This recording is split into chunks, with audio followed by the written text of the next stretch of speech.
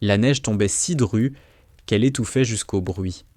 Dans la Black Ridge Exclusion Zone, un territoire absent de toutes les cartes officielles, une unité de SEALs se retrouvait clouée au sol, prisonnière d'une vallée noyée de blanc. La radio ne crachait plus qu'un souffle parasite. Le signal du drone s'était éteint, quelque part, dans les nuages, avalé par la tempête. Il s'apprêtait à décrocher quand une voix jeune, presque trop calme, grésilla dans le casque de secours. 11 heures.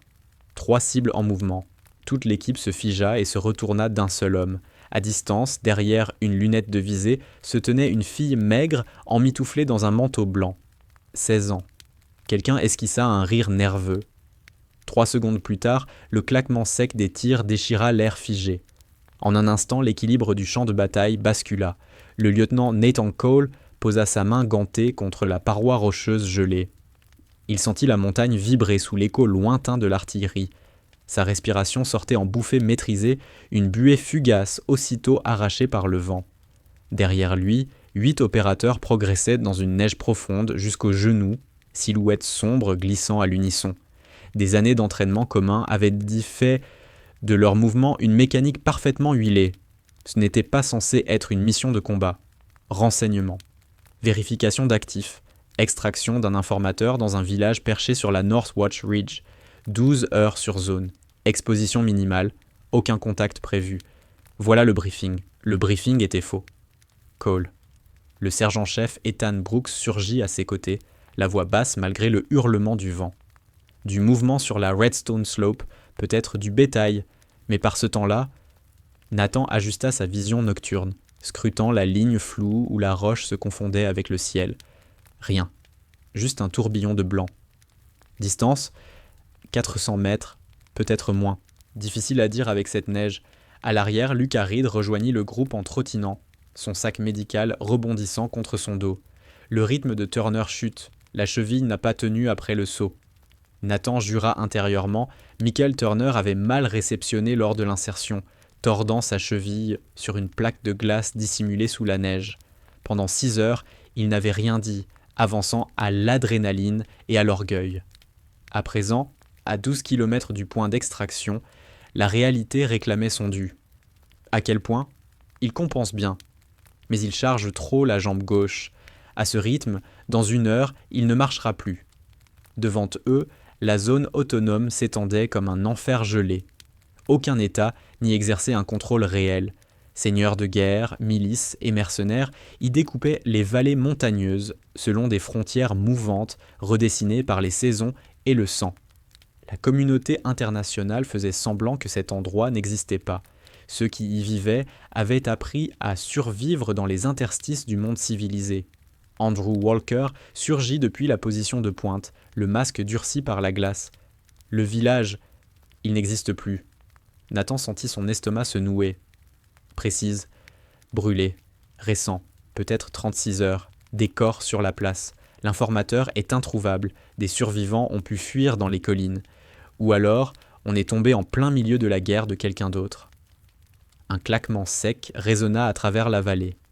Ni tonnerre, ni avalanche. Nathan connaissait trop bien ce son. Du 50, peut-être plus lourd, au nord, 2 km, à vue de nez. Il trancha sans hésiter. On se replie vers Shepherd's Bowl. Reed, fais tenir Turner. Walker, tu prends la tête avec Kevin Zhu. On accélère, mais sans paniquer. Zhu se plaça aux côtés de Walker. Les 2 hommes vérifièrent leurs armes avec des gestes précis, automatiques. L'équipe se remit en mouvement, plus vite cette fois. Le pas fluide de l'approche laissa place à quelque chose de plus tendu, plus anguleux. Shepherd's Bowl était une formation naturelle, un demi-cercle de blocs rocheux offrant une protection sur 3 côtés. L'été, cela avait sans doute servi d'abri aux bergers. L'hiver, ce n'était qu'un amas de pierres gelées, mais avec des angles défensifs clairs et des lignes de tir propres. À cet instant précis, c'était un emplacement de premier choix. Ils l'atteignirent 20 minutes plus tard.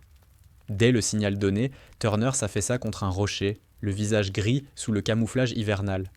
Reed se mit aussitôt au travail, injectant un produit destiné à calmer la douleur sans embrumer l'esprit. « Test radio », ordonna Nathan. Oliver Bennett, spécialiste des communications, secoua la tête. « Rien. La tempête fout tout en l'air, pas même une tonalité. Ça te phone pareil. On dirait qu'on opère dans une boîte en métal. Nathan leva les yeux vers le ciel, du gris sur du gris, empilé en couches si épaisses qu'il était impossible de distinguer où l'une finissait et où l'autre commençait. Il s'attendait à du mauvais temps. La météo annonçait de la neige, mais ça, c'était autre chose. Un labyrinthe de montagnes devenu sourd à toute transmission. Fenêtre d'extraction ? 6 heures. Mais s'ils n'arrivent pas à nous joindre, ils n'enverront pas d'hélico dans ce chaos. Autrement dit, ils étaient seuls, en territoire hostile, avec un blessé, et aucune idée de ce qui s'était réellement passé dans le village, ni de la raison pour laquelle des armes lourdes parlaient juste derrière la crête. Sécurité périmétrique, dit Nathan. Rotation à 2 hommes, 30 minutes. Mangez, réchauffez-vous, mais restez affûtés. Rien ne colle dans cette histoire. L'équipe se déploya, mettant en place des champs de tir croisés. Scott Miller et Tyler Hayes prirent le premier tour de garde, s'installant de façon à observer les accès sans se détacher sur l'horizon. Nathan s'assit près de Turner. « La cheville ? Pire, mais je peux encore tirer. » La voix était ferme, mais ses mains tremblaient légèrement autour de la gourde. « Je n'en doute pas. Mais tu peux bouger ?» Leurs regards se croisèrent. Ils connaissaient tous les deux la réponse. Dans un combat mobile, Turner serait un handicap. Et en montagne, rester immobile équivalait à signer son arrêt de mort. « On s'adaptera, » conclut Nathan. Ce n'était pas une solution, juste une promesse fragile. Le vent tourna soudain, apportant une odeur qui fit instinctivement saisir les armes. De la fumée, pas celle du bois, mais une senteur âcre, chimique, industrielle. « Cordite ?» murmura Walker. « Quelqu'un brûle des munitions. »« Ou un dépôt qui a sauté », ajouta Jou. La voix de Hayes coupa net les échanges. « Secteur nord-est, 500 mètres. » Nathan porta ses optiques à ses yeux. À travers la neige tourbillonnante, Nathan distingua des silhouettes se déplaçant le long de la crête. Pas des soldats. Enfin, pas vraiment. Leurs mouvements sont trop irréguliers, trop hésitants. Des civils qui fuient à quelque chose ou une milice qui avance vers quelque chose. « Combien ?» demanda-t-il. « Difficile à dire, une douzaine au moins. Éparpillés, progression lente. Armés ? Impossible à confirmer à cette distance. Les formes disparurent derrière le relief, avalées par la pierre et le blizzard. Nathan attendit, comptant mentalement les secondes, les yeux rivés sur la crête. Elles ne reparurent pas. Bennett tente la fréquence d'urgence, en clair, dit que nous sommes des militaires américains, posture non hostile, demande un passage sécurisé vers notre point d'extraction. Bennett manipula sa radio, balayant tous les canaux disponibles. En réponse, rien d'autre que du grésillement et le hurlement du vent dans des bandes mortes. « Lieutenant !» appela Miller depuis son poste. « Venez voir. » Nathan le rejoignit en restant bas. Miller désigna la vallée en contrebas. Par une trouée dans la neige, Nathan aperçut ce qui ressemblait à un petit convoi. 3 véhicules avançant en file indienne sur une piste à peine visible sous la couche blanche. Ce n'étaient pas des camions civils. Suspension lourde, châssis renforcé. Du matériel militaire. « Milice ?» demanda Miller. « Ou pire. » Nathan suivit le convoi dans sa lunette. « Tu vois des marquages ?» Négatif. Trop de neige. Les véhicules disparurent à un virage, s'enfonçant plus profondément dans la Black Ridge Exclusion Zone. Nathan sentit la situation tactique se figer dans son esprit. Les options se réduirent à mesure que les minutes passaient. Ils étaient coincés au cœur du conflit de quelqu'un d'autre. Un affrontement qu'ils ne comprenaient pas, sans communication, avec un blessé. « On doit bouger », dit-il en revenant au centre du dispositif. « Cette position est compromise, trop visible, trop statique. Il nous faut un abri plus solide avec de meilleures lignes de tir. »« Où ça ?» demanda Reed. « Ici, c'est soit une vallée à découvert, soit une crête exposée. » Nathan sortit sa carte, le papier craquant sous le froid. « Là, 3 km au nord-est. Ancien site minier, d'après le dossier renseignement. Abandonné, peut-être partiellement effondré. Mais ça peut nous offrir autre chose que des rochers dans la neige. » Il tapota la carte. « On y va maintenant, avant la nuit complète. » Reed. « Turner peut tenir 3 km. » Reed regarda Turner. Turner hocha la tête. Aucun des deux n'y croyait vraiment, mais aucun n'avait de meilleure alternative. « Bien. Zou, Walker, en tête. Hayes, Miller, couverture arrière. Bennett continue d'appeler qui que ce soit. Et restez tous vigilants. Cet endroit me donne la chair de poule. » Ils quittèrent Shepherd's Pole, laissant derrière eux leur point de repli, La neige sembla redoubler d'intensité, comme si la montagne elle-même cherchait à les engloutir. Partie 2. Le piège se referme. Le complexe minier était pire que ce que la carte laissait entendre. Ce qui avait autrefois été un ensemble de bâtiments n'était plus qu'un enchevêtrement de fondations et de murs écroulés, à moitié ensevelis sous des décennies de neige et d'abandon. Une seule structure tenait encore debout, un ancien dépôt, 3 murs intacts et une grande partie du toit encore en place. Ce n'était ni chaud, ni confortable, mais c'était un abri. Nathan installa son équipe à l'intérieur, définissant les champs de tir à travers les brèches des murs. Turner s'assit contre la section la plus solide, son fusil posé sur les genoux, prêt malgré la douleur visible dans ses traits. « Si on doit tenir, ce sera ici, » dit Nathan, mais l'objectif reste l'extraction. On attend que la météo se calme ou que les communications reviennent. « Et si rien de tout ça n'arrive ?» demanda Hayes. « Alors on sort à pied. 70 km jusqu'à la frontière. On a déjà connu pire. C'était un mensonge et tout le monde le savait. Traverser 70 km de territoire hostile en plein hiver, avec un blessé et sans soutien, relevait de la condamnation à mort. Mais ce mensonge les maintenait concentrés, et la concentration, c'était ce qui les gardait en vie. L'après-midi glissa lentement vers le soir. La neige ne cessa pas. Bennett essaya chaque fréquence, chaque protocole, chaque astuce possible. Rien. Puis, à 18h pile, tout bascula. La première explosion vint du sud, un grondement sourd roulant à travers la vallée comme un tonnerre artificiel. Nathan fut debout en une fraction de seconde, arme levée. « Contact » lança Walker. « Négatif. Tir indirect. À au moins 1 kilomètre. » Une deuxième explosion suivit, plus proche, puis une troisième. Quelqu'un balayait méthodiquement la vallée à l'artillerie, frappant des positions invisibles. « Il nous canalise » dit Joux. Il avait raison. Les impacts dessinaient un couloir, forçant tout ce qui se trouvait dans la vallée à converger vers un seul point. Vers eux. « En position !» ordonna Nathan. « Sélecteur sur feu.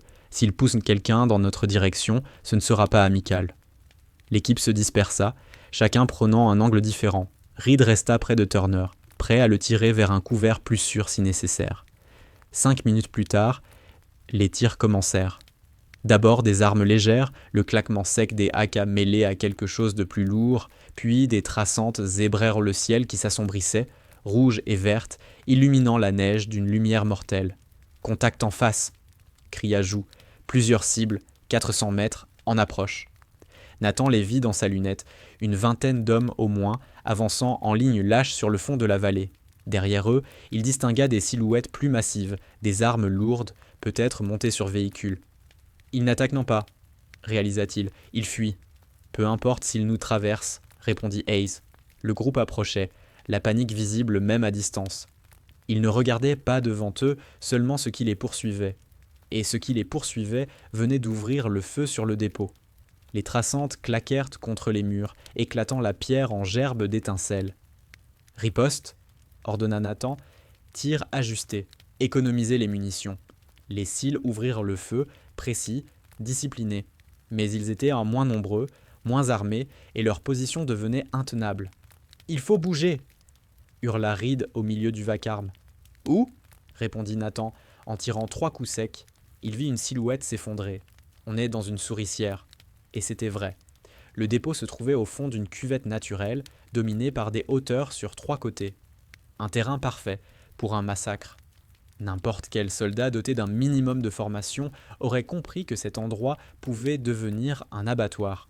Et quelqu'un venait précisément de le transformer en tel. Une mitrailleuse lourde entra en action. Des rafales méthodiques balayèrent tombant la façade du bâtiment, traçant une ligne mortelle d'un mur à l'autre. Des éclats de pierre jaillirent comme des projectiles secondaires. Une balle frappa Tyler Hayes sur la plaque d'épaule, le projetant en arrière sans percer l'armure. 2 secondes plus tard, il était de nouveau en position, ripostant comme si de rien n'était. « Bennett !» cria Nathan. « Du nouveau à la radio ?»« Négatif. Les interférences sont encore pires qu'avant. » Une nouvelle explosion secoua le sol, assez proche pour les arroser de terre et de neige. Nathan sentit l'onde de choc lui comprimer la poitrine, ses oreilles sifflant malgré la protection auditive. Ce n'était plus un échange de tirs, c'était une exécution. « Lieutenant !» lança Jou en désignant l'ouest. D'autres contacts, ils manœuvrent sur le flanc. Nathan les vit aussitôt. Un second groupe, une douzaine d'hommes environ, avançant avec une discipline bien supérieure à celle de la première vague. Ceux-là n'étaient pas des fuyards, c'étaient des combattants entraînés. En moins de 10 minutes, la situation était passée de critique à désespérée. Ils étaient encerclés, dominés en puissance de feu, pris sous des tirs croisés, avec un blessé et toujours aucun moyen de communication. Nathan passa leurs options en revue.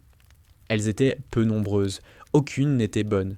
Tenir leur position et ils seraient submergés avant 1 heure. Tenter une percée et Turner ne ferait pas 50 mètres. Appeler à l'aide, mais personne n'écoutait. « Économisez les munitions », ordonna-t-il. « Rafale courte, chaque balle doit compter. » L'équipe resserra son périmètre. Chacun se replia vers un angle offrant un peu plus de protection.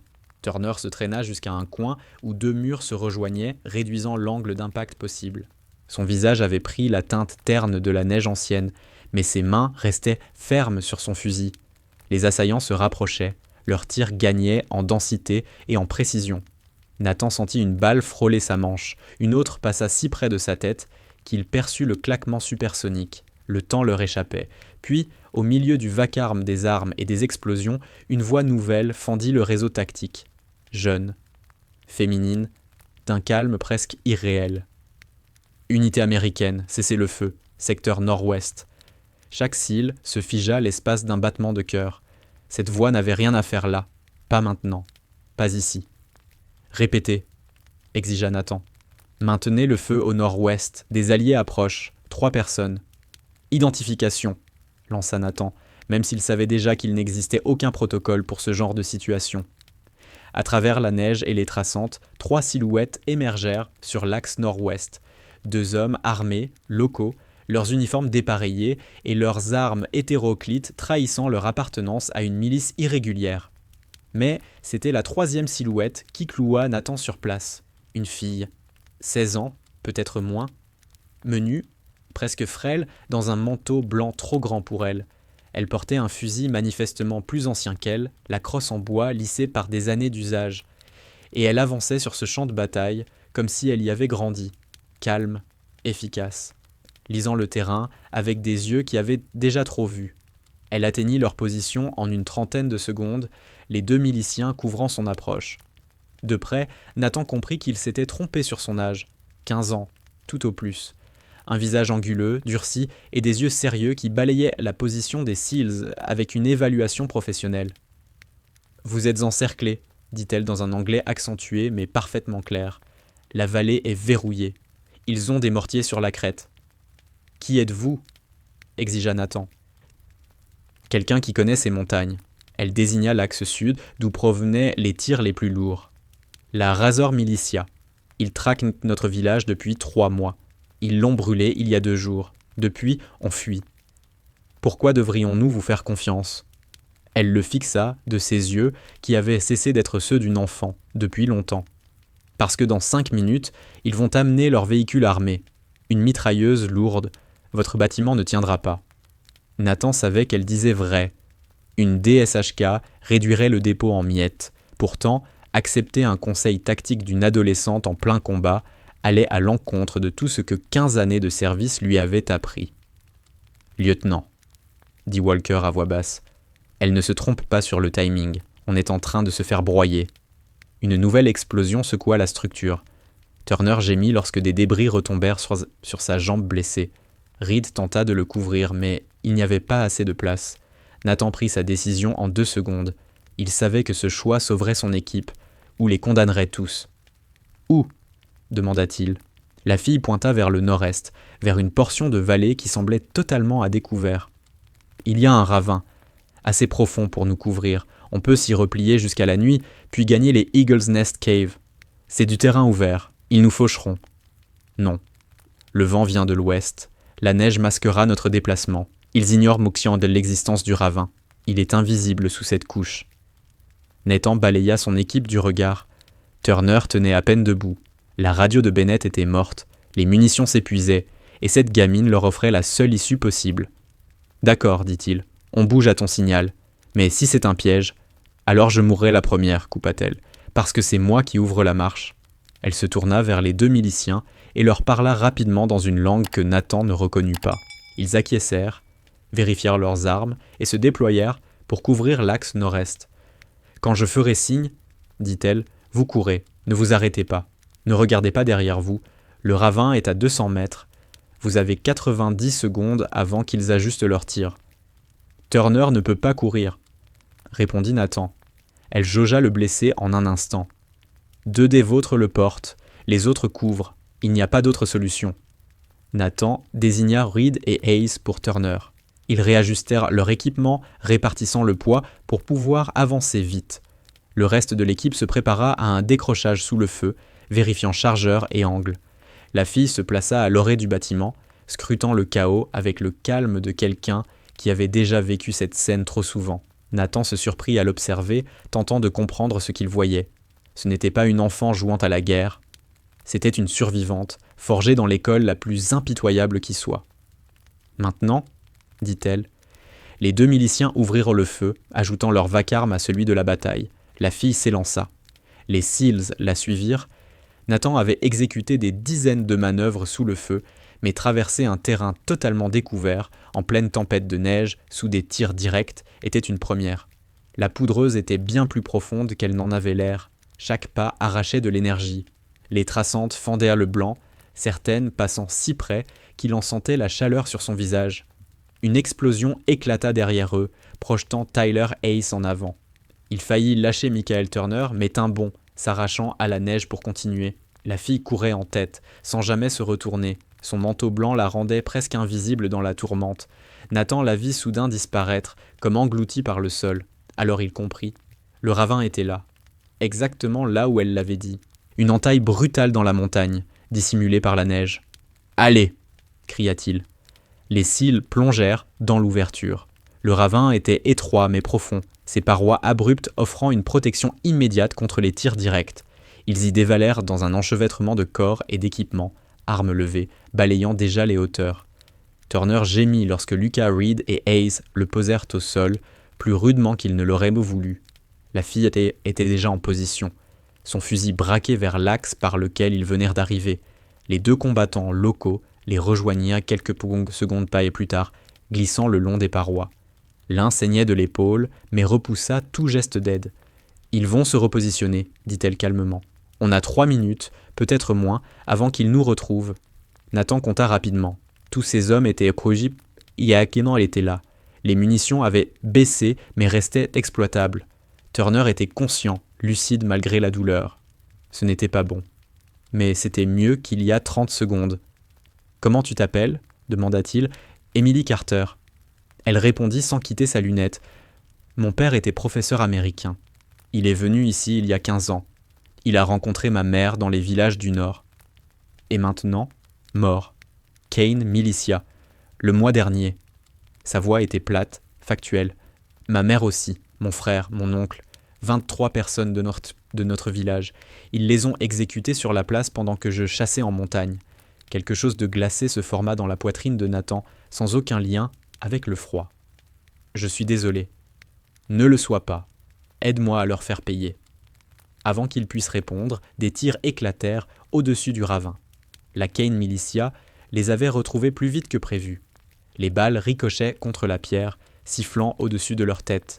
La profondeur du ravin les protégeait encore, pour l'instant. Emily ajusta sa position, suivant une cible que Nathan ne distinguait pas. Sa respiration ralentit, devint régulière, presque mécanique, un tir sec.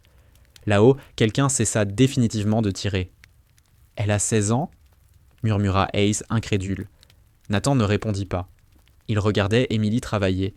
Le ravin était défendable, mais pas tenable. Être en contrebas les protégeait des tirs directs, mais les enfermait.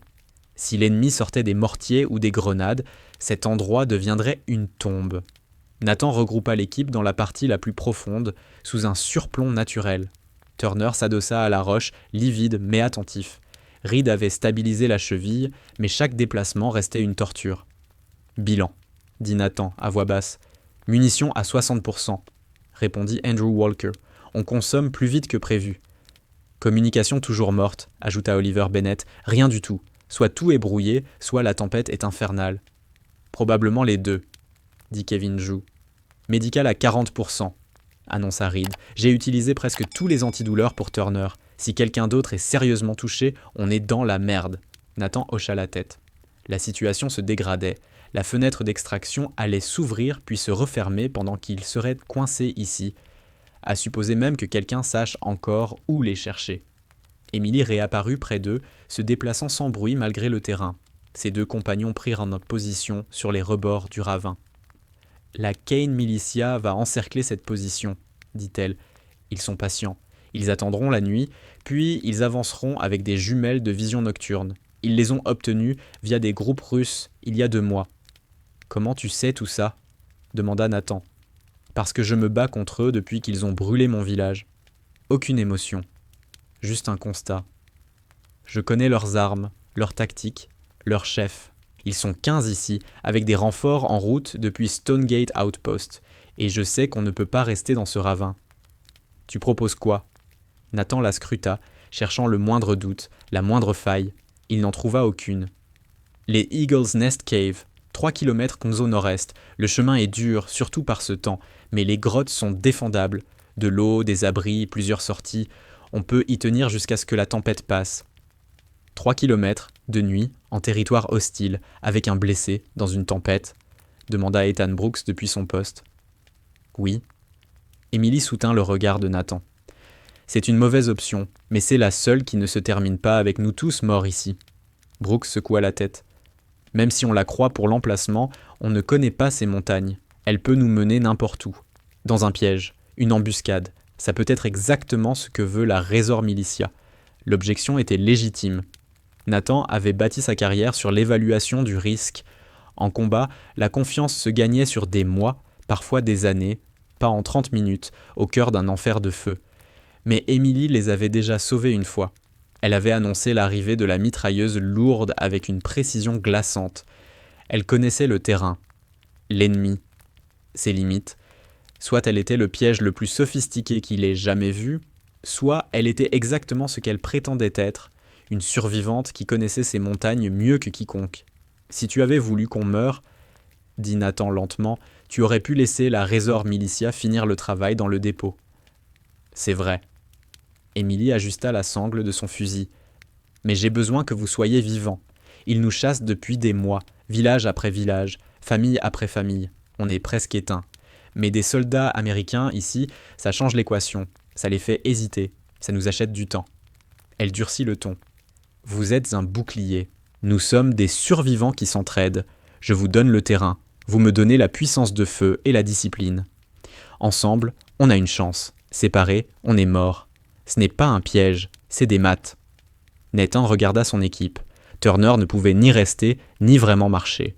Les radios étaient muettes, les munitions fondaient, le temps jouait contre eux, et quelque part au-dessus, l'ennemi manœuvrait. « Montre-moi l'itinéraire, dit-il enfin. Emily sortit une carte rafistolée de rubans adhésifs, plus proche d'un patchwork que d'un document officiel. Mais les annotations dessinées à la main révélaient une précision impressionnante.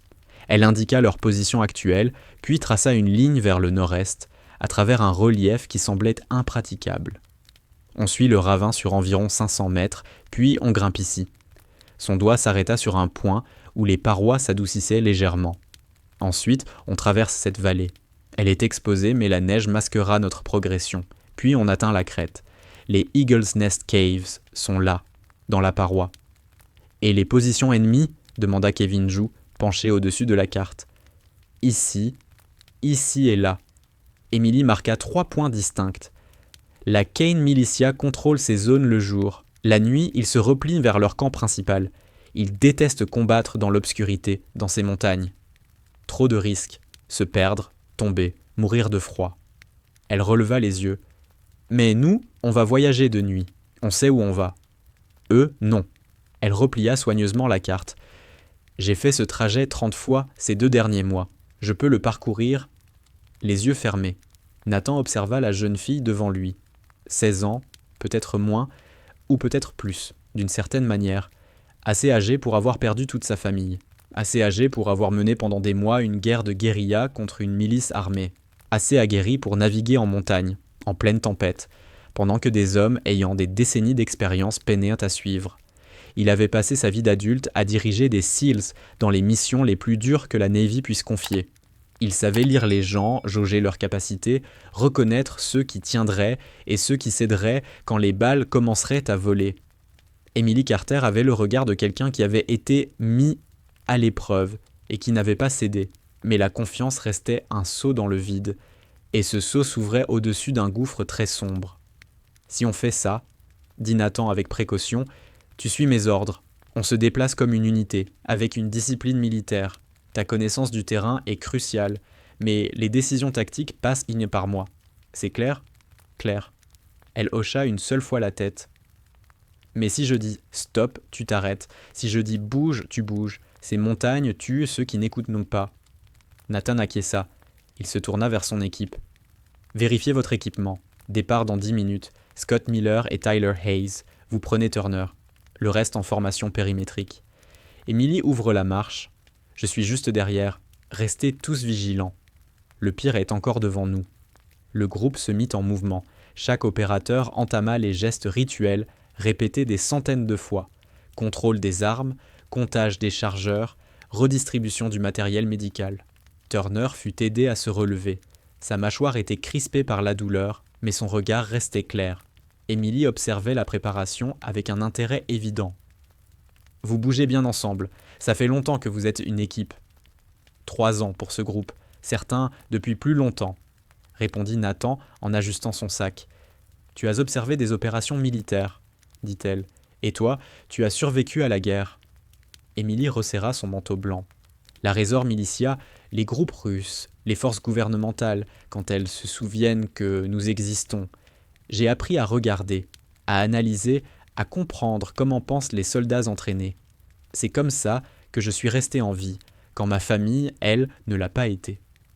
Il n'y avait aucune plainte dans sa voix, juste des faits. Nathan reconnut ce ton. Il l'avait entendu chez des opérateurs brisés trop tôt qui avaient appris à compartimenter la douleur pour continuer à fonctionner. Mais eux étaient des adultes, formés pendant des années. Emily avait été une enfant forcée de devenir autre chose. « Quand on sortira de là, » dit-il, « quand on atteindra le point d'extraction, tu viens avec nous. » Pour la première fois depuis leur rencontre, elle le regarda avec surprise. « Je ne peux pas partir, ce sont mes montagnes. » « Ces montagnes sont une zone de guerre. Tu es une gamine, tu mérites mieux. » J'ai cessé d'être une gamine quand j'ai vu ma mère mourir. Sa voix resta plate. Les montagnes se moquent de ce que je mérite. Elles ne s'intéressent qu'à ce que je peux faire pour y survivre. Avant que Nathan puisse répondre, Ethan Brooks lança un avertissement. Mouvement sur le rebord ouest. 3, peut-être 4 personnes. Les cils passèrent instantanément en posture défensive. Emily rejoignit Brooks, son fusil se levant avec fluidité. Elle observa le terrain pendant 5 secondes, puis se détendit légèrement. « Ce sont les miens, des éclaireurs des villages du Nord. Ils suivent les déplacements de la Kane Militia. »« Comment tu peux en être sûr d'ici ?» demanda Brooks. « À leur façon de se déplacer, à leur espacement. La Kane Militia est négligente, arrogante. Les miens sont prudents, parce qu'ils n'ont pas le choix. » Les silhouettes descendirent dans le ravin, confirmant son analyse. 2 hommes et une femme, tous locaux, armés d'un mélange de vieux fusils soviétiques et d'armes plus récentes, probablement récupérées sur des ennemis tombés. Ils parlèrent rapidement avec Emily dans leur langue. Nathan vit son visage se tendre à mesure qu'elle absorbait les informations. La Kane Militia fait monter des renforts depuis Stonegate Outpost, traduisit-elle, 20 hommes au moins, peut-être 30. Ils seront là dans moins d'1 heure, et ils ont quelque chose de nouveau, un imageur thermique, matériel militaire russe. L'estomac de Nathan se contracta. La vision thermique annihilerait tous les avantages que leur offraient la neige et l'obscurité. Ils brilleraient comme des balises, visibles à travers tout ce qui n'était pas de la roche massive. « On bouge maintenant, » trancha-t-il. « Plus d'attente. Emily, conduis-nous aux grottes. » La sortie du ravin fut un supplice. Les parois étaient raides, recouvertes de glace. Chaque prise était incertaine, chaque appui, une loterie. Turner dut être hissé par 2 hommes, sa jambe blessée totalement inutile. Son visage était figé dans une grimace de douleur, mais il ne laissa échapper aucun cri, seulement une respiration contrôlée. Emily passa la première, escaladant la paroi comme si elle l'avait fait toute sa vie, ce qui était probablement le cas. Arrivée en haut, elle marqua une pause, scruta les alentours, puis fit signe d'avancer. Les cils suivirent un à un, jusqu'à ce que toute l'équipe se retrouve hors du ravin, exposée sur le flanc de la montagne. Le vent les frappa comme un mur, charriant une neige cinglante qui mordait la peau et réduisait la visibilité à quelques mètres. Nathan ne distinguait rien au-delà de 30 mètres, assez pour les cacher de l'ennemi, mais aussi pour les forcer à progresser à l'aveugle en territoire hostile. Émilie ouvrit la marche, son manteau blanc se fondant dans la tempête. Nathan la suivit, lui faisant confiance pour la navigation, son arme prête à tirer. Derrière lui, le reste de l'équipe avançait en formation disciplinée, chaque opérateur couvrant un secteur différent. Le terrain était traître. Roches dissimulées, ruptures quilles soudaines, plaques de glace sous la neige qui faisaient déraper les pas. Turner était à moitié porté, à moitié traîné par Hayes et Miller. Ils progressaient lentement, mais ils avançaient. Les 3 combattants locaux qui les accompagnaient se déployaient sur les flancs, apportant une sécurité supplémentaire. Ils progressaient depuis une vingtaine de minutes lorsque Emily leva brusquement le poing. Tout le groupe se figea instantanément. Nathan se glissa à ses côtés et suivit son regard. Par une brève ouverture dans le rideau de neige, il les vit, des hommes de la Razor Militia, une bonne douzaine, avançant en formation lâche en contrebas. Ils se dirigeaient droit vers le ravin que les cils venaient d'abandonner. Dans 5 minutes, peut-être moins, ils le trouveraient vide et commenceraient à fouiller les environs. « À terre », murmura Émilie. Le groupe entier s'écrasa contre la pente enneigée. À travers sa lunette, Nathan observa les miliciens passer en dessous. Ils se déplaçaient avec l'assurance de ceux qui se croient lignes chez eux. Armes portées sans tension excessive, discussions détendues. L'un d'eux semblait tenir une radio. Un autre portait un équipement plus volumineux, peut-être l'imageur thermique dont Émilie avait parlé. Si cet appareil balayait leur position, c'en était fini. Émilie se déplaçait déjà, basse et lente, rampant jusqu'à un amas de rochers, offrant à la fois un couvert solide et un angle de tir dégagé. Elle se cala derrière son fusil, le canon posé sur une pierre plate. Sa respiration ralentit, devint régulière, presque artificielle. Nathan reconnut immédiatement la scène. Ce n'était pas une adolescente improvisant. C'était une tireuse formée qui prenait position. Quelqu'un lui avait appris. Et elle avait appris encore davantage en survivant, mois après mois. « Portée efficace de ton arme ?» chuchota Nathan en se plaçant près d'elle. 600 mètres, plus si le vent est stable et que j'ai le temps de calculer. Ils sont à 400 mètres. Celui avec le thermique, tu peux le prendre ? Oui. Son œil était déjà collé à la lunette, suivant la cible. Mais dès que je tire, ils sauront où nous sommes. Il faudra bouger vite. Nathan se tourna vers son équipe, enchaînant les signaux manuels. Tout s'acquiescèrent. Quand Émilie ouvrirait le feu, ils sprintaient vers le prochain couvert, pendant qu'elle leur gagnerait du temps. « Fais en sorte que ça compte, » murmura-t-il. La respiration d'Émilie se calma encore. Son doigt se posa sur la détente, mais elle ne tira pas. Elle attendait, lisant le vent, observant les déplacements, calculant des angles que Nathan ne percevait même pas. 5 secondes passèrent. 10, les miliciens commençaient à se disperser, entamant leur ratissage. 5 secondes, murmura Émilie. Nathan se crispa, prêt à donner l'ordre de mouvement. 3 secondes. Le vent tourna légèrement, soulevant la neige différemment. 1 seconde. Émilie tira. Le coup de feu claqua avec une violence presque irréelle dans le paysage feutré, un écho sec qui rebondit sur les flancs de la montagne. 400 mètres plus bas, l'homme portant l'imageur thermique tressaillit et s'effondra. L'appareil lui échappa des mains et disparut dans la neige. « Bougez !» cria Nathan. Les cils s'élancèrent. Émilie tira encore 2 fois, enchaînant des coups précis qui forcèrent les miliciens à se jeter à couvert au lieu de riposter. Puis elle se releva et courut à son tour, le fusil en bandoulière avançant avec la même vitesse et la même maîtrise qu'auparavant. Des tirs éclatèrent derrière eux, des traçantes griffant la tempête. Mais ils étaient déjà en mouvement, utilisant le terrain et la météo comme bouclier. Nathan entendit les balles claquer à proximité, sentit la pression des quasi-impacts, mais continua d'avancer sans ralentir. « Là », indiqua Émilie. Elle désigna une dépression du terrain, une cuvette peu profonde offrant une protection contre les tirs directs. L'équipe s'y engouffra. Armes immédiatement braquées vers l'arrière. En contrebas, la Kane Militia se réorganisait, criant des ordres, tentant de comprendre d'où étaient venus les tirs. Sans l'imageur thermique, il tâtonnait. Et dans cette tempête, deviner revenait presque à l'aveuglement. Distance jusqu'aux grottes, lança Nathan.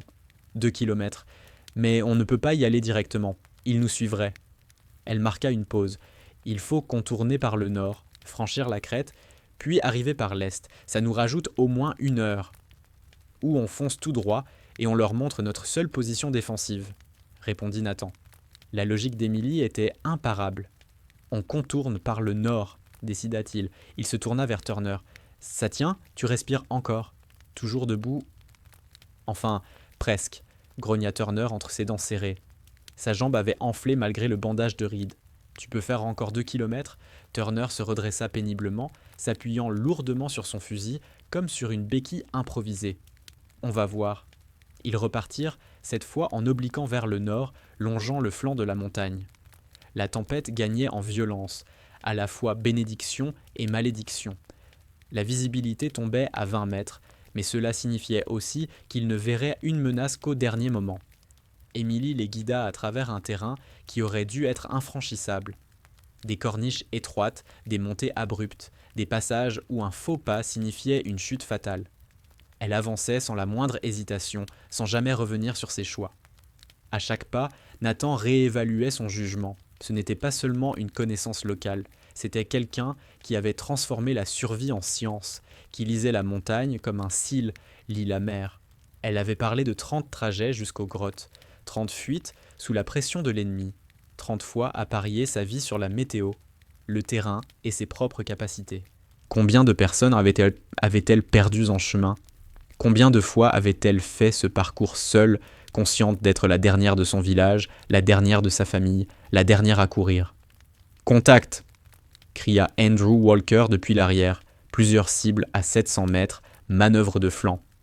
Nathan se retourna, arme levée. À travers la neige, il distingua des mouvements. La Kane Militia avait divisé ses forces, envoyant un élément de contournement pour couper tout échappatoire. « Il nous pousse !» dit Ethan Brooks, vers quelque chose. Émilie s'arrêta net, la tête légèrement inclinée, comme si elle écoutait un signal que les autres ne percevaient pas. Puis ses yeux s'écarquillèrent. La falaise. Il nous pousse donc vers la falaise nord, 500 mètres de chute. « On peut l'éviter ?» demanda Nathan. Pas en continuant dans cette direction, elle pointa sur la droite. « Il faut passer par là. Mais c'est du terrain ouvert. Ils auront des tirs clairs. » Nathan regarda son équipe. Turner tenait à peine debout. Les munitions fondaient dangereusement. L'ennemi avait l'avantage du nombre et de la position, et quelque part dans cette équation, il devait trouver une solution qui les garderait tous en vie. « Tu vaux quoi en tir de couverture ?» demanda-t-il à Émilie. Elle le fixa de ses yeux vieux, beaucoup trop vieux pour son âge. « On va le découvrir. » Émilie choisit sa position avec l'assurance d'une professionnelle.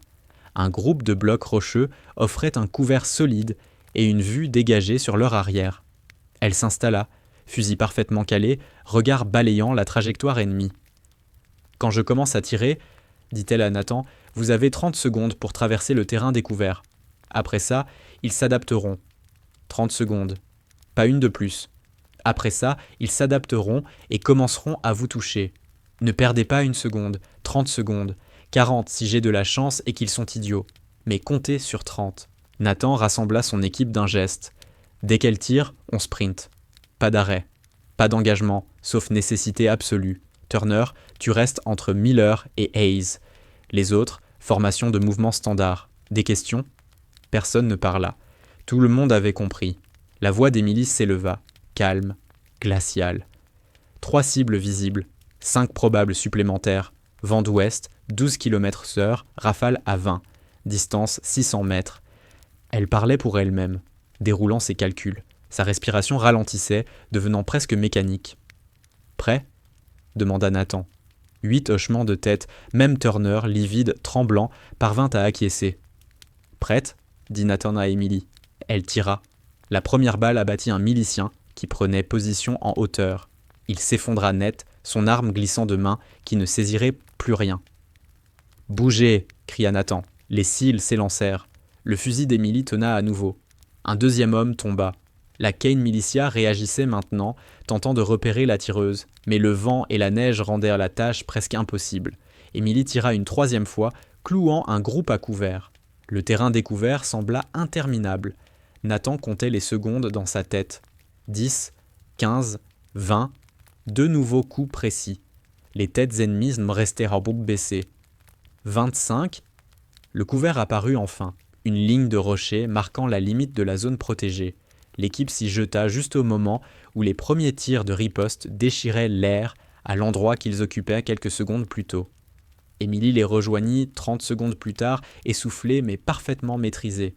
« Ça ne marchera pas 2 fois, ils vont s'y attendre. »« Distance jusqu'aux grottes ?» demanda Nathan. « Moins d'1 kilomètre. Mais il faut d'abord franchir la crête. » Elle désigna vers le haut. « Cette montée, par ce temps, nous prendra 20 minutes, et on sera exposé tout du long. » Nathan évalua la situation. Ils avaient gagné un peu de temps. Rien de plus. L'ennemi se réorganiserait, amènerait des renforts, et la course tournerait à leur désavantage. « Il faut les ralentir de façon durable, » dit-il. « Comment ?» demanda Brooks. « On n'a pas d'explosifs, et on est trop juste en munitions pour tenir un combat prolongé. » Emily observait le terrain derrière eux. Sa tête pencha légèrement. L'ancienne entrée de la mine, elle est instable depuis des années. De fortes vibrations peuvent la faire s'effondrer. Si elle cède, ça bloquera complètement leur axe d'approche. « Où ?» demanda Nathan. « 400 mètres en arrière. » Elle marqua l'endroit. « Mais quelqu'un doit y aller, et cette personne sera derrière les lignes ennemies quand ça s'effondrera. » Le silence tomba. La conclusion était évidente. « J'y vais, » dit Miller sans hésiter. « Non. » Emily secoua la tête. « Tu ne connais pas le terrain. Tu seras perdu dans la tempête en 30 secondes. » « Ça doit être moi. »« Absolument pas, » répondit Nathan sèchement. « Tu es une civile. On n'envoie pas des civils sur des missions suicides. »« Je ne suis pas une civile. » Sa voix était plate. « Je suis une soldate qui a 16 ans. Et je suis la seule ici capable de retrouver cette entrée de mine dans cette tempête. Vos optiques thermiques sans Matumine sont inutiles dans ce blizzard. Votre GPS ne sert à rien dans ces montagnes. Moi, je peux y aller les yeux fermés. Je l'ai fait 50 fois. Il doit y avoir une autre solution, dit Nathan. Mais il savait déjà que ce n'était pas le cas. Emily vérifia son fusil. Ses gestes étaient rapides, assurés. Quand la mine s'effondre, partez vers la crête. Ne m'attendez pas. Je trouverai un autre chemin vers les grottes. Ces montagnes ont 100 sentiers. J'en connais 90. Emily, c'est moi qui décide, dit Nathan. Elle soutint son regard. Ma famille, mon village, mes montagnes. Laisse-moi faire. Nathan avait déjà pris des décisions impossibles. Il avait envoyé des hommes au combat en sachant que certains ne reviendraient momoki pas. Mais eux étaient modes et professionnels, conscients du risque. Emily était une adolescente qui avait déjà tout perdu et offrait maintenant de risquer le seul bien qui lui restait, sa vie. Mais elle avait raison. Elle était la seule à pouvoir le faire. Et sans ce délai, ils mourraient tous sur cette montagne. « Et les charges ?» demanda-t-il. « Je n'ai pas de charge. » Emily sortit 3 objets métalliques usés. « Grenades russes, vieilles, mais suffisantes. Je les placerai dans la partie la plus fragile de l'entrée. Ça devrait faire tomber tout le reste. »« Comment tu t'échappes ? » ?»« Il y a un tunnel secondaire, étroit mais praticable. J'y serai avant que la section principale ne cède. » Elle parlait avec assurance, mais Nathan perçut le doute derrière ses yeux. Elle espérait. Elle pariait sa vie. « On couvrira ton approche, » dit-il. C'était tout ce qu'il pouvait offrir. Emily hocha la tête une fois, puis disparut dans la tempête. Son manteau blanc l'engloutit en quelques secondes. Les cils attendirent, armes braquées vers l'arrière, guettant toute menace et tout signe d'Emily. Les minutes s'étirèrent. Le vent hurlait. Quelque part dans ce chaos blanc, une adolescente marchait vers l'ennemi, des grenades d'un autre âge à la main. « Je n'aime pas ça, » murmura Brooks. « Tout ça sonne faux. »« Cette mission est bancale depuis le début, » répondit Nathan. « Mais elle a raison. C'est notre seule carte. » 5 minutes passèrent, puis 10.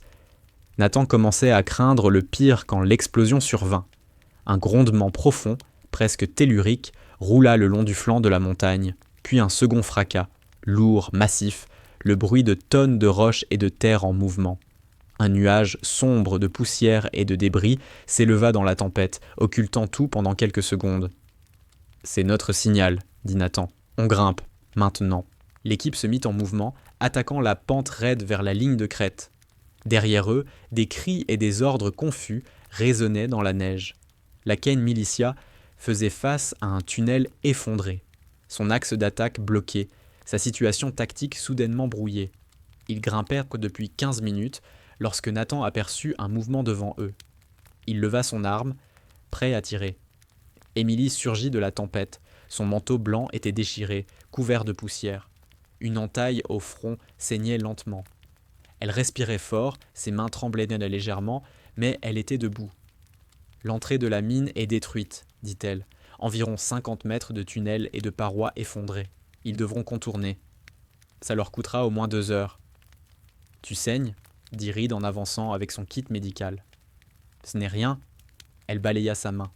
« Les blessures à la tête, ça saigne toujours trop. On doit continuer à avancer. » Nathan aurait voulu s'arrêter, examiner correctement sa blessure, lui laisser le temps de récupérer de ce qu'elle venait de traverser. Mais elle avait raison. S'arrêter ici, c'était mourir. « Les grottes ?»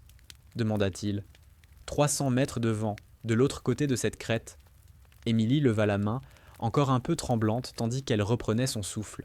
« Il y a un sentier étroit, très raide. Ton ami avec la cheville, il aura besoin d'aide. » Ils atteignirent la ligne de crête 10 minutes plus tard. De l'autre côté, Nathan distingua l'ouverture sombre des Eagle's Nest Cave, béante dans la paroi rocheuse. Exactement là où Émilie avait dit qu'elle serait. Un abri, des positions défendables, une chance de souffler. « Entrons avant que quelqu'un d'autre ne nous trouve, » dit-il. L'équipe descendit le versant opposé et se dirigea vers les grottes. Émilie les mena vers l'ouverture principale, une formation naturelle d'environ 3 mètres de haut et presque le double en largeur.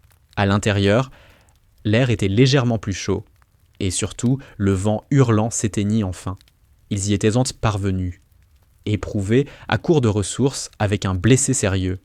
Mais ils étaient en vie, et ils le devaient à une adolescente armée d'un vieux fusil et d'un courage que Nathan n'avait vu que chez des opérateurs 2 fois plus âgés. « Émilie, » dit-il, pendant que l'équipe mettait en place les positions défensives. « Merci. » Elle le regarda de ses yeux trop vieux pour son visage, et l'espace d'un instant, Nathan aperçut l'enfant qu'elle aurait dû être, enfoui sous les couches de traumatisme et de survie. « De rien, » répondit-elle doucement. Puis son regard se durcit. « Maintenant, faisons en sorte que ça serve à quelque chose. Restons en vie. » Les grottes s'enfonçaient bien plus profondément dans la montagne que Nathan ne l'avait imaginé. Ce qui commençait comme une seule ouverture se divisait rapidement en une multitude de galeries. Certaines obligèrent à ramper, d'autres étaient assez vastes pour accueillir toute l'équipe. Émilie avançait dans ce labyrinthe avec une assurance totale, éclairée par les lampes tactiques des cils. « Ce réseau est ancien, » expliqua-t-elle. Mon grand-père disait qu'il existait avant les premiers villages, avant même que les premiers hommes arrivent ici. L'eau l'a creusé pendant des milliers d'années. Ils débouchèrent dans une salle centrale presque circulaire, une vingtaine de mètres de diamètre, avec un plafond haut qui se perdait dans l'obscurité. Plusieurs tunnels en partaient, et Nathan en saisit immédiatement l'intérêt tactique. Sorties multiples, points d'étranglement défendables, espaces de manœuvre. « Ici, c'est la base, » dit Émilie. « Pendant les combats, mon village utilisait ces grottes comme refuge. 17 familles ont vécu ici pendant 2 mois. » Elle s'interrompit. Les mots non prononcés restèrent suspendus dans l'air, jusqu'à ce que la Kane Militia les trouve, jusqu'à ce qu'ils meurent tous. « Comment toi, tu as survécu ?» demanda Ju, sans accusation, simplement curieux. « J'étais à 8 kilomètres au nord, en chasse. Je suivais un cerf. Quand je suis revenu, le village brûlait. Sa voix était plate, factuelle. Je ne pouvais pas les aider. Je ne pouvais sauver personne. Alors j'ai fait ce que mon grand-père m'avait appris. J'ai survécu. J'ai appris. Et j'ai riposté. » L'équipe installa les défenses en silence, chacun assimilant ce qu'il venait d'entendre. Nathan organisa les tours de garde, vérifia l'équipement et évita de réfléchir à ce qui pouvait transformer une enfant en combattante de guérilla. Reed reprit le travail sur la cheville de Turner, injectant le dernier antibiotique et refaisant le bandage avec des réserves presque épuisées. Le visage de Turner était gris, sa respiration courte. L'infection progressait malgré tous leurs efforts. « Combien de temps avant l'extraction » demanda Hayes. Bennett consulta sa montre. La fenêtre s'est refermée il y a 2 heures. La prochaine est dans 18 heures. On peut tenir aussi longtemps ici ? Demanda Hayes. Nathan observa la grotte. Un abri solide, une protection relative contre les éléments, des positions défendables, mais peu de munitions, peu de nourriture, peu de soins et très peu d'options. On tient aussi longtemps qu'il le faudra, dit-il. Ce n'était pas une réponse, mais c'était tout ce qu'il avait. Emily avait disparu dans un tunnel latéral. Elle revint 10 minutes plus tard, les bras chargés de vivres séchés, de récipients d'eau et de chargeurs de munitions. Des caches, expliqua-t-elle, d'avant. On a réparti des provisions dans tout le réseau au cas où. Réflexion militaire, observa Brooks. Mon grand-père était soldat, armée britannique, il y a longtemps. Elle distribua les fournitures. Il a appris à mon père et mon père m'a appris à planifier, à préparer, à survivre quand ça semble impossible. Puis, presque avec un sourire triste, il disait aussi que les munitions valaient plus que la nourriture. On peut chasser pour manger, on ne peut pas chasser les balles. Nathan la regarda avec un respect grandissant.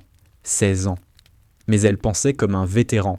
Et elle bougeait comme tel, chaque geste mesuré, sans énergie gaspillée. Ton grand-père avait l'air d'un homme intelligent, dit-il, assez pour épouser ma grand-mère et rester dans ces montagnes après l'armée. Il disait « Ces montagnes t'apprennent ce qui compte, la famille, la survie et savoir quand se battre et quand fuir. » Émilie vérifia son fusil, un geste désormais familier. « J'ai beaucoup fui ces derniers mois. Je suis fatigué de courir. » Avant que Nathan ne puisse répondre, la voix de Walker résonna depuis son poste. Mouvement à l'extérieur. Plusieurs contacts venant du nord. L'équipe passa instantanément en alerte combat. Nathan rejoignit Walker à une fissure étroite offrant une vue sur l'approche de l'entrée. À travers sa lunette, il compta au moins 20 combattants avançant en formation tactique. Mieux équipés que ceux affrontés plus tôt avec une discipline qui trahissait un entraînement professionnel. « Ce n'est pas la Kane Militia », murmura Emily à côté de lui.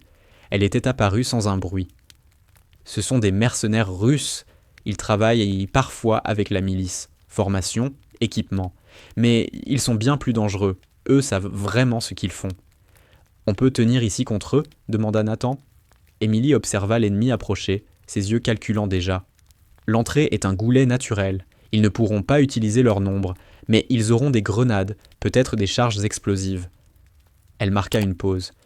S'ils décident de nous murer ici, elle n'eut pas besoin de finir. « Option ?» demanda Nathan. « On pourrait sortir par un tunnel arrière, » proposa Hayes. « Contourner, les prendre à revers. » « Avec Turner à peine mobile, impossible, » répondit Brooks. « On serait étiré, vulnérable. »« On peut tenter de négocier, » suggéra Bennett. « On est militaires américains, ça peut les faire hésiter. » Nathan resta silencieux, observant les silhouettes se rapprocher dans la neige. Les montagnes retenaient leur souffle.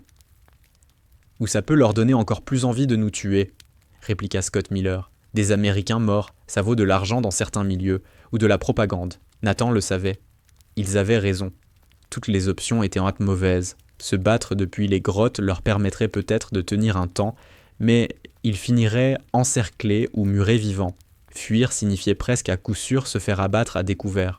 Négocier revenait à espérer que la pitié existe encore dans un endroit où elle était morte en même temps que le village d'Emily. Emily parla doucement. « Il y a une autre option. » Tous les regards se tournèrent vers elle. « J'y vais seul, je leur parle. » Nathan la fixa, incrédule. « Les mercenaires ne sont pas comme la milice. Ils raisonnent en coûts et bénéfices. Si je peux leur faire comprendre que vous ne valez pas les pertes nécessaires pour vous déloger de ces grottes, ils partiront. »« C'est de la folie, » trancha Nathan. « Ils te tueront ou te captureront avant même que tu finisses ta première phrase. »« Peut-être, mais je ne suis pas leur cible. Vous, si. » Elle marqua une pause. « Des soldats américains, ça a une valeur. Moi, je suis juste une fille du coin qui a survécu. Je ne vaux ni leur temps, ni leurs munitions. »« Tu vaux bien plus que ça, » dit Nathan. Il fut surpris de réaliser qu'il le pensait vraiment. Émilie sourit. Et pendant une seconde, elle redevint presque l'adolescente qu'elle aurait dû être. « Merci. Mais ça reste notre meilleure option. » Elle leva les yeux vers l'entrée. « Je parle russe, pas parfaitement, mais assez. Mon grand-père insistait pour que j'apprenne 3 langues, l'anglais, le russe et notre dialecte local. Il disait que ça me sauverait la vie un jour.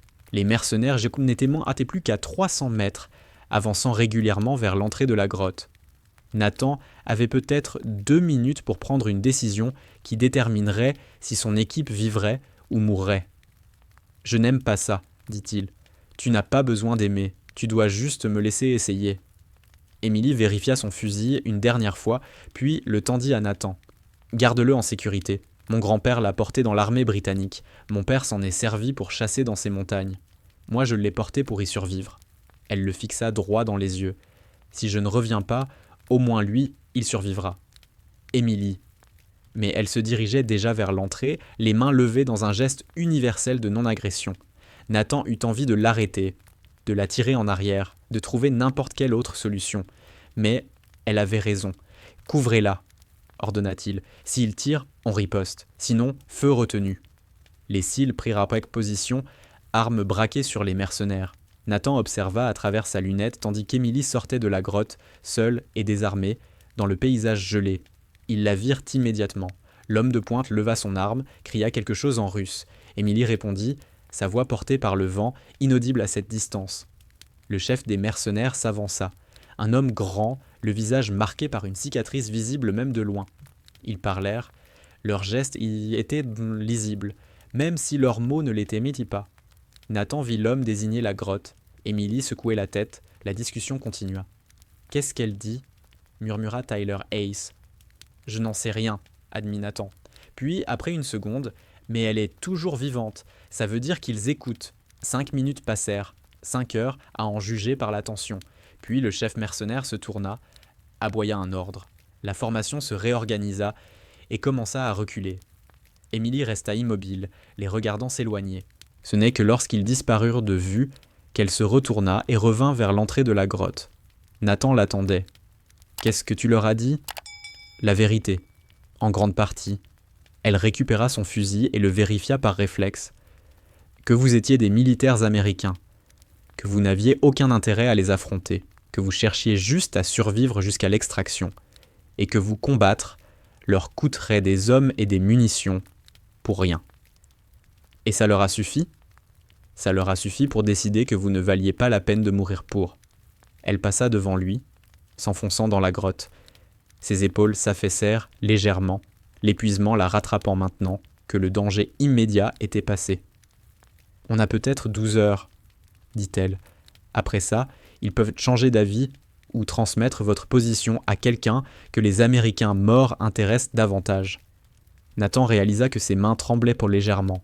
Pas de peur, de contre-coup, d'avoir regardé une adolescente marcher seule vers une mort possible pendant qu'il restait à couvert. « C'est la chose la plus courageuse que j'ai jamais vue, » dit-il doucement. Émilie leva vers lui ses yeux trop vieux. Ce n'était pas du courage, c'était nécessaire. Elle s'adossa à la paroi, resserrant son manteau blanc autour d'elle. Le courage, c'est agir quand il existe une autre option. Moi, je l'ai fait parce qu'il n'y en avait pas. L'équipe reprit ses positions défensives, mais l'atmosphère avait changé. Tous savaient ce qu'ils venaient de voir, et tous savaient que sans Emily Carter, ils seraient morts au moins 3 fois. Les 12 heures suivantes furent les plus longues de la carrière de Nathan. Ils tournèrent pour les gardes, rationnèrent leurs réserves et évitèrent de penser à ce qui se passerait si l'extraction n'arrivait pas. L'état de Turner se dégradait. Les antibiotiques ralentissaient l'infection, mais sans soins appropriés, il risquait de perdre sa jambe. Ou pire, Émilie passa ce temps à inspecter les tunnels, vérifiant leur voie de repli. Elle enseigna aussi à l'équipe le terrain local, annotant leurs cartes, itinéraires sûrs, zones d'embuscade, endroits où la nature elle-même devenait une arme. « Ces montagnes tuent plus que les armes », expliqua-t-elle. « Avalanches, chutes de pierres, exposition, hypothermie. La Terre se moque de ton entraînement ou de ton équipement. Elle prend ceux qui ne la respectent pas. C'est ce qui est arrivé aux hommes de la milice qu'on a vu plus tôt, » demanda Jou. Certains corps avaient l'air là depuis longtemps. Probablement. Ils vont trop vite, trop fort. Son ton se durcit. Ils ne comprennent pas ces montagnes parce qu'ils ne viennent pas d'ici. Ce sont des envahisseurs, comme les mercenaires, comme tous les groupes armés qui sont passés par là depuis 30 ans. Elle fixa l'obscurité de la grotte. Les montagnes finissent toujours par se charger des envahisseurs. Parfois, j'ai l'impression que c'est la seule justice qu'il nous reste. À la 10e heure, la radio de Oliver Bennett grésilla. Toute l'équipe se figea. Ghost 7, ici Overwatch 1. Vous me recevez ? Bennett arracha le combiné. Overwatch 1, ici Ghost 7. Réception claire. Ghost 7. Authentification Romeo Victor 3-1. Bennett fouilla fébrilement dans ses codes. Trouvé. Transmission. 5 secondes interminables s'écoulèrent. Ghost 7. Authentification confirmée. Quel est votre statut ? Nathan prit le combiné. Overwatch 1, ici Ghost 7. Ghost 7, ici Overwatch 1. Opérationnel, mais dégradé. Un blessé. Évacuation médicale requise. Nous sommes en position défensive à environ 3 km du point d'extraction initial. Ghost 7, reçu. Oiseau en route. Été à 40 minutes. Pouvez-vous rejoindre le point d'extraction ? Nathan regarda son équipe. Turner tenait à peine debout. Dehors, la tempête restait violente et, quelque part dans ces montagnes, des ennemis patientaient. Négatif, Overwatch 1. Impossible de rejoindre le point initial en sécurité. Demandons un point alternatif. Un silence bref. Ghost 7 en attente. Nous cherchons des coordonnées alternatives. Les 10 minutes suivantes furent consacrées à la coordination, à repérer un site accessible à l'hélicoptère, mais atteignable par l'équipe. Finalement, ils validèrent une crête à 2 km au sud des grottes, relativement plane, avec assez d'espace pour imposer. « On bouge », annonça Nathan. 2 km, 40 minutes, c'est serré. « Et Turner » demanda Reed, sceptique. « On le porte s'il faut. Personne ne reste derrière. » Emily vérifiait son fusil. Nathan comprit qu'elle se préparait à rester. « Tu viens avec nous », dit-il. « Je ne peux pas, ces montagnes sont ma maison. Ta maison n'existe plus. Ta famille est morte. La milice veut ta peau. Les mercenaires peuvent changer d'avis. Tu viens avec nous. Ou tu meurs ici. Il n'y a pas d'autre option. » Emily le fixa longuement. « Si je pars, il ne reste personne pour se souvenir. Personne pour raconter ce qui s'est passé. Mon village, ma famille. Ils disparaissent, Kanji, comme s'ils n'avaient jamais existé. »« Alors tu survis ?» répondit Nathan. « Et tu racontes, tu fais en sorte que le monde sache. Tu fais en sorte que ça compte. »« Tu ne peux pas le faire morte, » ajouta-t-il. Quelque chose céda en elle. Nathan le vit dans ses yeux, l'instant où l'instinct de survie l'emporta enfin sur le deuil et le devoir.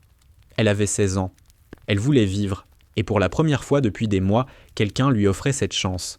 « D'accord, » dit-elle doucement. « Je viens. » Ils se mirent en mouvement, Turner soutenu entre Miller et Daniels, les autres en sécurité rapprochés.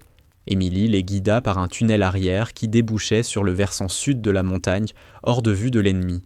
La météo s'était légèrement améliorée, la neige tombait encore, mais la visibilité atteignait peut-être 100 mètres, suffisant pour se repérer et pour être repéré. Le premier kilomètre passa vite. Le terrain était rude mais praticable, et l'adrénaline leur donnait des ailes. À mi-chemin, Walker signala un mouvement. Contact à droite, 200 mètres. Plusieurs cibles. Nathan pivota, arme levée. À travers la neige, il les vit. Des hommes de la Razor Militia, une douzaine au moins, se déplaçant perpendiculairement à leur route. Il ne les avait pas encore vus, plus que quelques secondes. « À terre !» ordonna Nathan. L'équipe se plaqua à couvert. Emily se glissa à côté de lui, fusil déjà en joue. Il fouille. Les grottes ou nous. On peut les éviter ? Pas sans faire un détour d'1 kilomètre. Et on sort de la fenêtre d'extraction. Nathan calcula. 20 minutes restantes. La milice leur barrait le passage. Combattre ferait perdre un temps et des munitions qu'ils n'avaient pas. « Je peux les ralentir, » dit Emily, comme avant. Tir précis, je les cloue. Vous passez, je vous rejoins. Je connais mieux ces montagnes que, encore le même pari, faire confiance à une adolescente pour faire le travail d'un soldat chevronné. Et, comme avant, c'était leur seule carte. Fais en sorte que ça compte, dit Nathan. Emily se positionna derrière un rocher offrant à la fois un bon couvert et des axes de tir dégagés. Quand je tire, vous foncez, vers cette crête là-bas. Elle indiqua une formation à 300 mètres. Je vous rejoins dans 5 minutes. L'équipe se prépara. Nathan sentit le poids familier du commandement, la certitude que ses décisions décidaient de qui vivrait et de qui mourrait. Il avait fait ses choix 100 fois, jamais avec autant d'incertitude. Le premier coup d'Emily abattit l'éclaireur de tête. Les autres se dispersèrent, plongeant à couvert, criant dans la confusion. « Mouvement !» cria Nathan. Les cils partirent. Émilie tira avec régularité, des coups mesurés qui maintenirent la milice clouée. Nathan comptait mentalement, se demandant combien de munitions il lui restait, et si elle l'avait calculé aussi. Ils atteignirent la crête en 3 minutes. Nathan mit aussitôt en place une défense, scrutant l'arrière. Émilie surgit 60 secondes Chihuahua plus tard, courant à fond, son manteau blanc flottant derrière elle. La milice se réorganisait déjà, lançant la poursuite. « Ils arrivent !» halta-t-elle, en colère maintenant, personnelle. « Distance jusqu'à l'extraction ?» 1 demi-kilomètre. Mais c'est du terrain ouvert, ils auront des tirs clairs. Nathan fit le dernier calcul, plus de temps, plus d'options, plus de chance. On y va, on court, pas d'arrêt, pas d'engagement, sauf nécessité. Les mitrailleuses de bord couvriront dès qu'on sera à portée. Ils s'élancèrent une dernière fois, tous en course, même Turner, soutenu par Miller et Daniels, poussant à travers la douleur. Le point d'extraction apparut devant eux, une portion plane de crête. Derrière, les tirs éclatèrent. La milice venait de franchir la ligne et tirait en mouvement. Les balles fouettaient l'air, arrachèrent la neige et la pierre. L'une traversa le sac de joue, manquant la chair de quelques centimètres. Puis, Nathan l'entendit. Le plus beau son du monde. Les rotors d'un hélicoptère, lourd et puissant, battant l'air. Le Black Hawk arriva bas et vite, ses armes de sabord ouvrant le feu sur les poursuivants. Du calibre .50 balaya la crête, des impacts qui ne blessaient pas, ils détruisaient. La milice rompit, plongeant à couvert. La poursuite s'acheva net. « Allez, allez !» cria Nathan. Ils parcoururent les 100 derniers mètres en sprint. L'hélicoptère se posa sans jamais arrêter ses rotors. Le chef de bord leur fit signe, pressant. Miller et Daniels montèrent Turner en premier, le confiant aux équipes médicales à l'intérieur. Les autres suivirent, armes toujours braquées vers la crête. Émilie hésita sur le seuil, se retournant vers ces montagnes qui avaient été sa maison, sa prison, son monde entier pendant 16 ans. « Émilie !» cria Nathan par-dessus le vacarme des rotors. Elle monta à bord, et l'hélicoptère décolla, avant même qu'elle ait eu le temps de s'asseoir.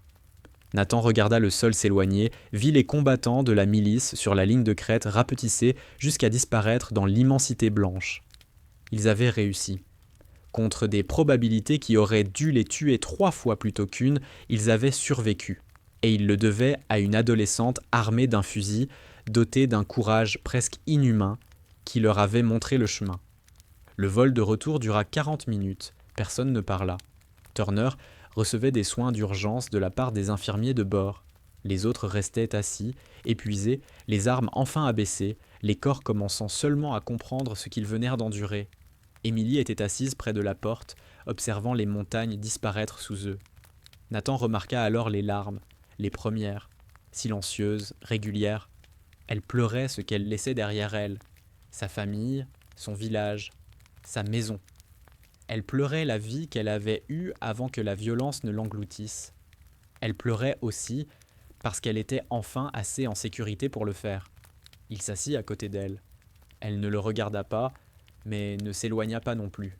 « Tu as sauvé toute mon équipe, » dit Nathan doucement. « Plusieurs fois, c'est une dette que je ne pourrai jamais rembourser. »« Je ne l'ai pas fait pour être payée, » répondit Émilie, sa voix presque couverte par le bruit des rotors. « Je l'ai fait parce qu'ils ont tué ma famille et que vous voir en vie donne un sens à tout ça. »« Ça donne plus que du sens, » dit Nathan, « ça donne une raison. » Émilie leva vers lui ses yeux anciens. « Qu'est-ce qui m'arrive maintenant ? Maintenant, on t'emmène dans un endroit sûr. Soins médicaux, nourriture, repos. Ensuite, on verra la suite. Asile, probablement. Une nouvelle identité, une nouvelle vie. Je ne veux pas d'une nouvelle vie, je veux l'ancienne. Je sais. Mais ce n'est pas possible. Je le sais aussi. » Elle s'essuya le visage du revers de la main. « Mon grand-père disait que les montagnes te rendent fort en te brisant d'abord. Je crois que je suis assez brisé maintenant. On verra si la partie forte vient après. » L'hélicoptère entama sa descente vers Fob Iron Watch.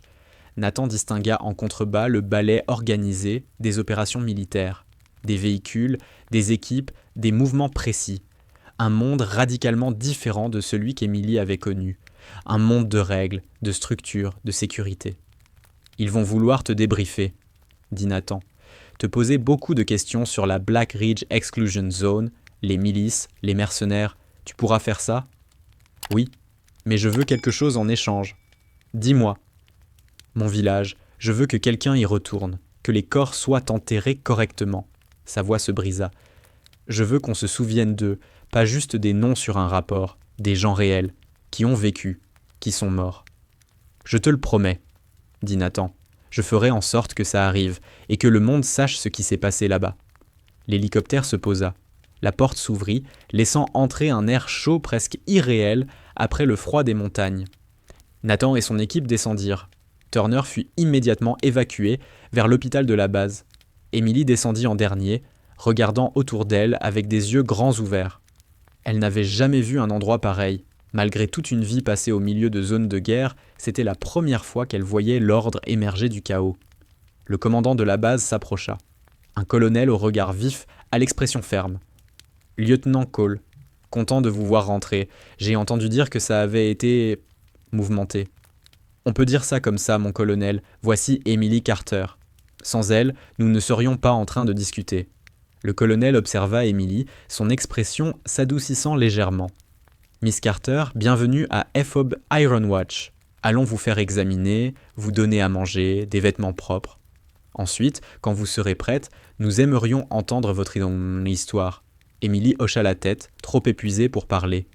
Une soldate s'approcha pour l'escorter vers l'unité médicale. Nathan la regarda s'éloigner. Une adolescente qui s'était battue comme une vétérane, qui avait sauvé 8 professionnels aguerris avec pour seules armes une connaissance intime du terrain et un courage hors norme. « Sacrée histoire, dit le colonel. Il va falloir décider quoi faire d'elle. On ne peut pas la renvoyer là-bas. Non, mon colonel, où qu'elle aille, elle mérite mieux que ce que cette région lui a infligé. D'accord. Rédigez votre rapport après action. Incluez tout ce qu'elle a fait. Je verrai ce que je peux faire via mes contacts au département d'État. » Nathan passa les 3 heures suivantes en débriefing, expliquant comment une mission de reconnaissance s'était transformée en fuite sous le feu à travers des montagnes gelées. Il détailla chaque moment où l'intervention d'Emily avait fait la différence entre la vie et la mort. Quand il eut terminé, il la retrouva à l'unité médicale. Elle avait été nettoyée, vêtue de vêtements trop grands, et mangeait son premier repas chaud depuis des mois. Sans son fusil et son manteau blanc, elle paraissait minuscule. Jeune, vulnérable. « Comment tu te sens ?» demanda Nathan. « Étrange, en sécurité. Je ne suis pas habitué à ça. » Elle joua avec sa nourriture. « Le médecin dit que je suis dénutrie, que mon corps est en mode survie, que j'aurai besoin de temps. » « Tu l'auras. Tout ce qu'il faudra. Ce qu'il me faut, c'est retourner enterrer ma famille, me tenir une dernière fois dans mon village. » Elle le regarda droit dans les yeux. « Tu peux faire ça ? » ?»« Je ne sais pas. C'est une zone de combat. L'armée pourrait refuser. »« Alors j'irai sans autorisation. J'y retournerai à pied s'il le faut. » Nathan la crut. Cette fille, qui avait traversé les montagnes sous une tempête, affronté des mercenaires et des milices, retournerait en enfer pour honorer ses morts. « Laisse-moi un peu de temps, dit-il. Je vais chercher la bonne manière de faire ça. » Emily hocha la tête. Elle acceptait, sans vraiment y croire. Nathan la laissa se reposer, sachant qu'elle ne dormirait probablement pas. On ne survit pas à ce qu'elle avait vécu pour ensuite dormir paisiblement dès la première nuit en sécurité. L'esprit ne fonctionne pas ainsi. 3 jours plus tard, Nathan se tenait sur une crête dominant le village d'Emily. La neige avait cessé. Le paysage était immaculé, presque beau. En contrebas, les ruines calcinées des maisons percèrent la neige comme des dents brisées. Emily se tenait à ses côtés, équipée d'un uniforme grand froid parfaitement ajusté. Derrière eux, un petit détachement militaire assurait la sécurité, tandis qu'une autre équipe travaillait dans le village, récupérant et documentant les dépouilles.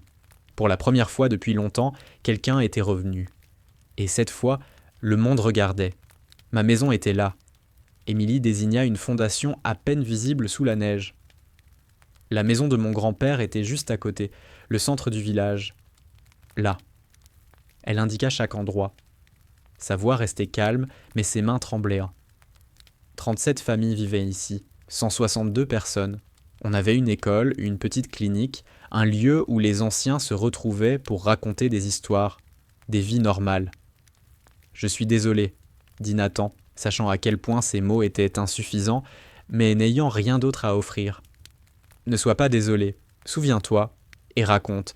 Dis-leur que quand on parle de ces montagnes, il faut aussi parler des gens qui vivaient ici, pas seulement des soldats, des milices et de la violence.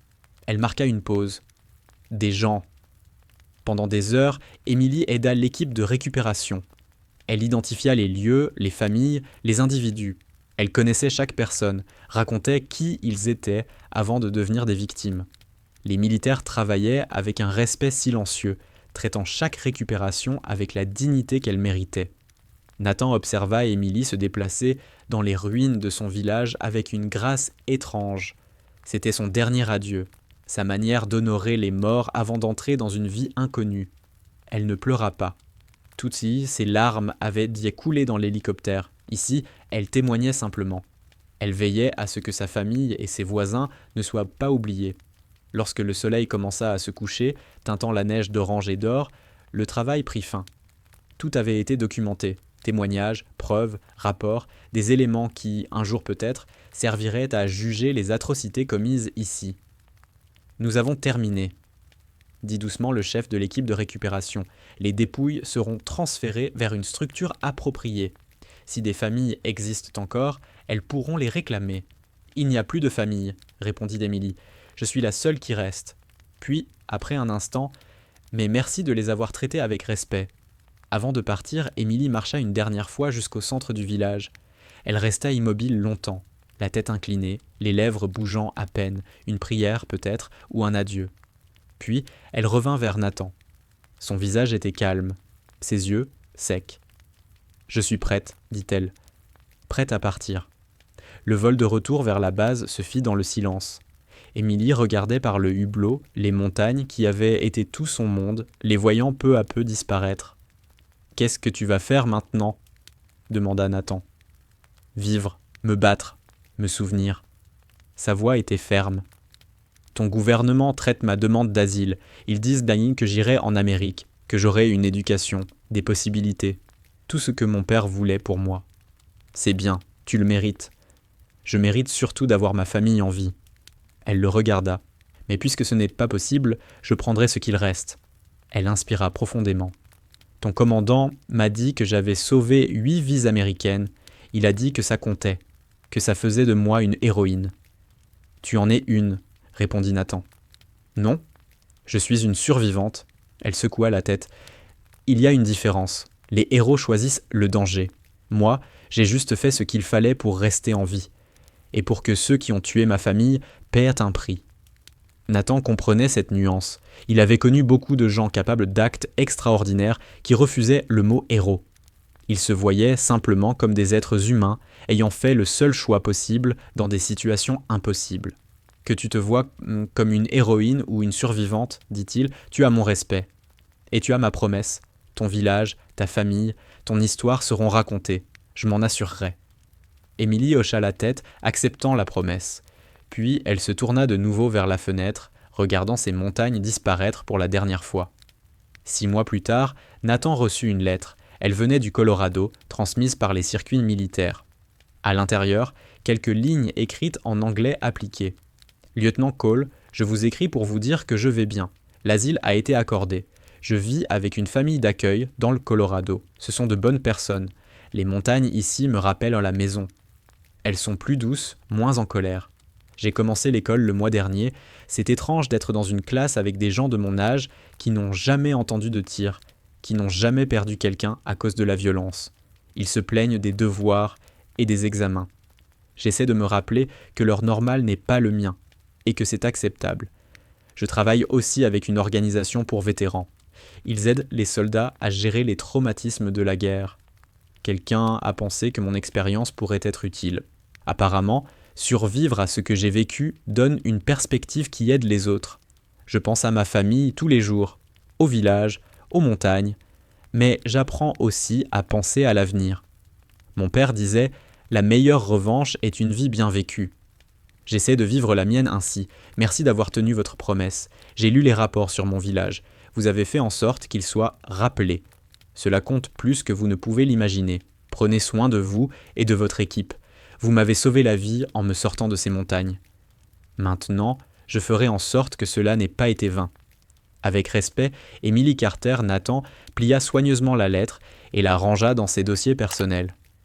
Un jour, quand on lui demanderait quelle avait été sa mission la plus difficile, celle où tout avait mal tourné, mais où, malgré tout, tout le monde avait survécu, il raconterait l'histoire d'une adolescente de 16 ans, en manteau blanc, qui avait sauvé tout un peloton de SEALs. Il raconterait comment elle les avait guidés à travers un terrain impossible, en pleine tempête, comment elle avait négocié avec des mercenaires et gagné du temps, comment elle avait fait s'effondrer l'entrée d'une mine pour ralentir l'ennemi, comment elle avait marché encore et encore vers le danger pour que des professionnels entraînés puissent vivre. Et il dirait la chose la plus importante, les héros ne ressemblent pas toujours à ce qu'on imagine. Parfois, ce sont des adolescentes avec des fusils anciens et des regards trop vieux qui luttent pour survivre dans des montagnes gelées. Parfois, ce sont des gens qui ont tout perdu et trouvent quand même le courage de sauver des inconnus. Dans la Black Ridge Exclusion Zone, absente de toute carte officielle, la neige continuait de tomber sur un village vide. Mais Emily Carter était en vie, en sécurité, en train de construire une nouvelle existence. Et parfois, dans des guerres qui semblent n'avoir ni sens ni fin, c'était la seule victoire qui comptait vraiment. Les montagnes s'en souvenaient, la neige s'en souvenait, et 8 SEALs, qui avaient ri un jour d'une adolescente avec un fusil, s'en souvenaient plus que quiconque.